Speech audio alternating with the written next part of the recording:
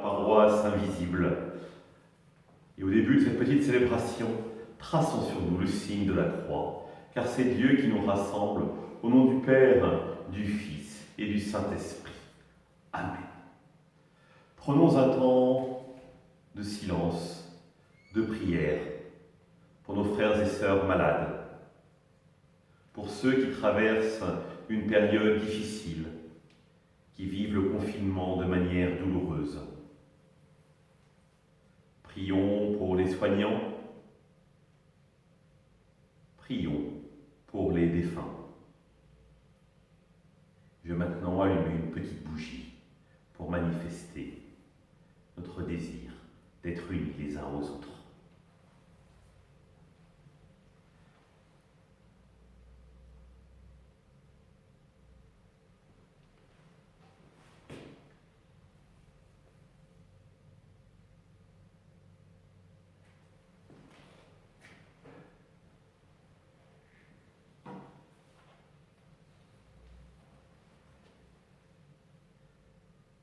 Dans l'évangile de Jean, en ce temps-là, Jésus disait aux Juifs, « Amen, amen, je vous le dis, si quelqu'un garde ma parole, jamais il ne verra la mort. » Les Juifs lui dirent, « Maintenant nous savons bien que tu as un démon.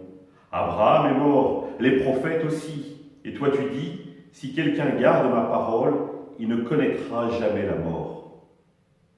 Es-tu donc plus grand que notre père Abraham ? Il est mort, et les prophètes aussi sont morts. Pour qui te prends-tu ? » Jésus répondit, « Si je me glorifie moi-même, ma gloire n'est rien. C'est mon Père qui me glorifie. Lui dont vous dites, il est notre Dieu, alors que vous ne le connaissez pas. Moi, je le connais, et si je dis que je ne le connais pas, je serai comme vous, un menteur. Mais je le connais, et sa parole, je la garde. Abraham, votre père, a exulté, sachant qu'il verrait mon jour. Il l'a vu, et il s'est réjoui. » Les Juifs lui dirent alors, « Toi qui n'as pas encore 50 ans, tu as vu Abraham ?» Jésus leur répondit, « Amen, amen, je vous le dis, avant qu'Abraham fût, moi je suis. » Alors ils ramassèrent des pierres pour les lui jeter, mais Jésus, en se cachant, sortit du temple. Acclamons la parole de Dieu. Louange à toi, Seigneur Jésus.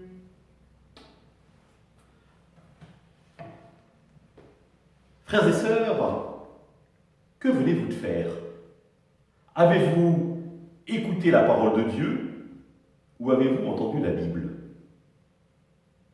C'est-à-dire, avez-vous mis toute votre attention en vous disant « Attention, Dieu me parle, c'est certainement important, et donc je vais y mettre tout mon cœur, toute mon intelligence, tout ce que je suis pour comprendre et vivre ce qu'il a à me dire » ou finalement, je l'ai entendu d'une manière assez distraite, en pensant à autre chose et sans chercher le sens profond de ce que Dieu voulait me dire. Je crois que notre rapport à l'écriture change tout. Soit il peut devenir lettre morte, si nous considérons la Bible finalement comme un livre comme un autre. Soit nous pouvons l'écouter véritablement comme la parole de Dieu. Et donc nous mettre dans l'attitude d'écoute dont parlait le prophète Isaïe en parlant de la parole de Dieu. « Voici que j'envoie ma parole sur la terre, elle ne me reviendra pas sans effet. » Oui, et il s'agit d'une question de vie ou de mort. Donc c'est une question d'importance. Car Jésus lui-même le dit, « Qui écoute ma parole ne verra pas la mort. » Et même les pharisiens reprennent en amplifiant ce qu'il dit, lui, « Tu nous as dit, qui écoute ma parole ne connaîtra jamais la mort. » Et oui, car la parole de Dieu, elle est vie. Et donc, si nous nous mettons véritablement à son écoute, alors la vie même de Dieu va jaillir en nous. C'est ce qui se passe avec Abraham dans le débat que Jésus a avec les pharisiens. Abraham écoute la parole de Dieu. Et non seulement il l'écoute, mais elle est agissante en lui. Il partit, nous dit l'Épître aux Hébreux, et cela lui fut considéré comme justice. C'est-à-dire, il est pleinement ajusté à Dieu par la médiation de la parole. Et la parole, le Verbe, c'est le Christ. Et donc Abraham a pu effectivement déjà se nourrir de la présence du Christ, du Verbe de Dieu. Et non seulement il s'en est nourri, mais il a mis sa foi en elle. Rappelez-vous, regarde les étoiles du ciel, et ta descendance sera aussi nombreuse que toutes ces étoiles. Regarde les grains de sable au bord du rivage de la mer, ta descendance sera aussi nombreuse que les grains de sable. Abraham eut foi. Il eut confiance en cette parole, et cette parole fut pour lui une parole de vie. Alors, frères et sœurs, pour nous, cette parole de Dieu, quelle est-elle aujourd'hui? Est-ce que nous mettons véritablement toute notre foi en elle? Dans ces moments difficiles, est-ce qu'elle est véritablement un réconfort?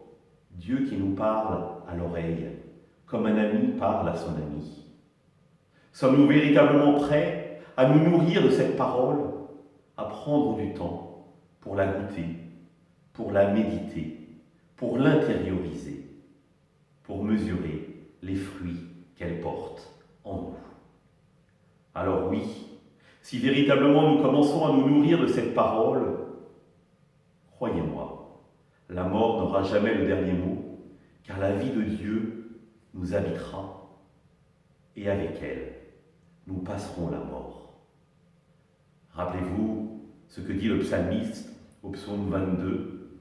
« Lorsque je traverse les ravins de la mort, je ne crains aucun mal, car tu es avec moi. Ton bâton me guide et me soutient. » Oui, Seigneur, merci d'être présent et de nous donner ta parole qui nous fait vivre. Quelques annonces.